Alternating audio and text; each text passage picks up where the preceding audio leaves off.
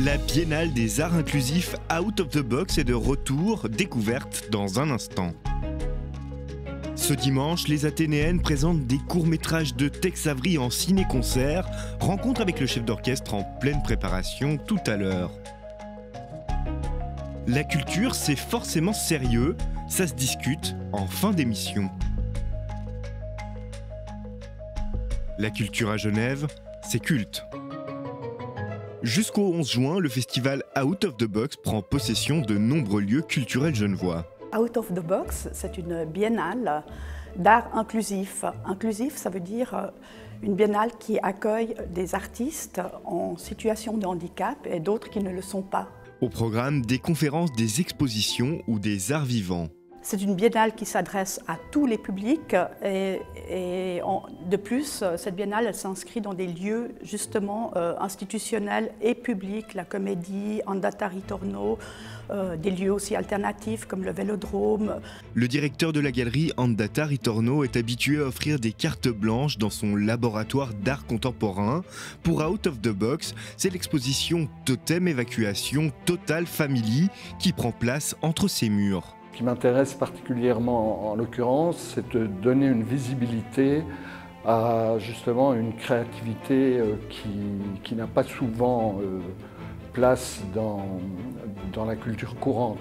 Cette exposition est le fruit du travail de Jean et Élodie Weber. Tous deux sont frères et sœurs et ont travaillé ensemble, rassemblant leurs souvenirs familiaux. Ma sœur qui fait les points de nœud et moi la peinture blanche. Avec les yeux bleus aussi. Durant une année, les deux artistes se sont retrouvés sur leur temps libre. Jean a peint sur de grandes toiles, un travail complété par les brodures d'Élodie. Ça a été un cadeau en fait, ça a recréé des liens avec mon frère que j'avais eu plus dans l'enfance et à un moment donné on s'était un peu quittés en fait quand j'étais adolescente. Et là on a recréé un lien autre en fait que le jeu et l'amusement d'enfant, mais différemment, un autre jeu en fait. Pour Élodie comme pour Jean, l'exposition de ce travail représente un véritable aboutissement. Dans mon galerie, et puis il y a les gens voir les expositions aussi. Et toute la famille aussi. T'es content? Oui, oui. Oui, je suis content moi. Jean et Élodie Weber sont également musiciens. Ils donneront d'ailleurs un concert au milieu de l'exposition ce vendredi à 20h. C'est un monument de la culture populaire, Tex Avery. Réalisateur hollywoodien connu pour ses cartoons farfelus, si les dessins et les personnages sont géniaux, la musique qui les accompagne l'est également. Dimitri est chef d'orchestre, arrangeur et compositeur. Depuis plusieurs mois, il adapte ses pépites pour les jouer sur scène. Ce qu'il faut savoir, c'est que les partitions sont perdues, les partitions originales, parce que les studios font du désarchivage fréquent.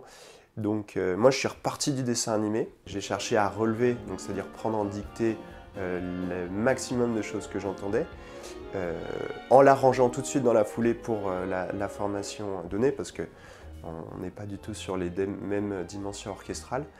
En recomposant dans le style 2 quand j'entendais pas, parce qu'il y a souvent énormément de bruitage qui masque la musique.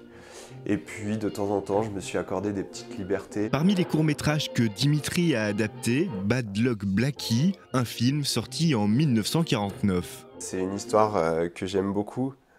C'est un petit chaton qui se fait violenter par un chien. Et en fait, il va se retrouver tout penaud face à un chat noir qui a une entreprise de mauvais augure.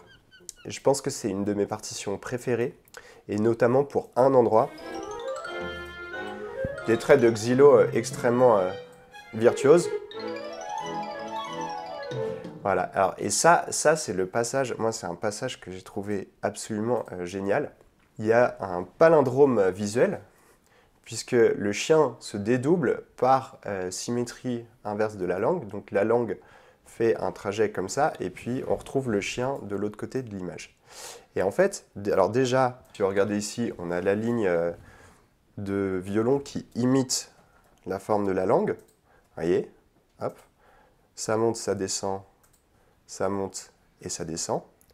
Et en plus de ça, rythmiquement et harmoniquement, on a une imitation du palindrome, puisqu'en fait on a un rythme et un rythme harmonique qui est symétrique en son sens. Si je lis ça du début, j'ai tchac, tchac, tchac, tchac, tchac, et puis si je lis ça dans le sens, tchac, tchac, tchac, tchac, tchac. Ça paraît juste tout bête, mais dans la pensée architecturale, c'est brillant.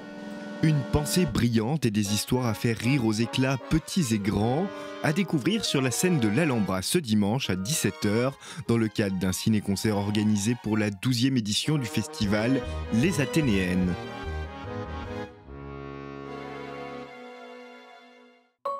La culture, c'est forcément sérieux ? Ça se discute. En tout cas, on trouve une réponse à cette question dans les collections du Fonds municipal d'art contemporain. Comme on peut le voir ici, par exemple, c'est un papier très officiel, à l'entête de la ville, du fonds municipal de décoration. Donc c'est vrai, au niveau formel, au niveau de à quoi ressemble l'œuvre, il y a un peu de la déception, parce que c'est un peu à l'opposé de ce qu'on peut des fois penser à quoi doit ressembler une œuvre d'art. Et bien là, on est vraiment le plus terre-à-terre possible.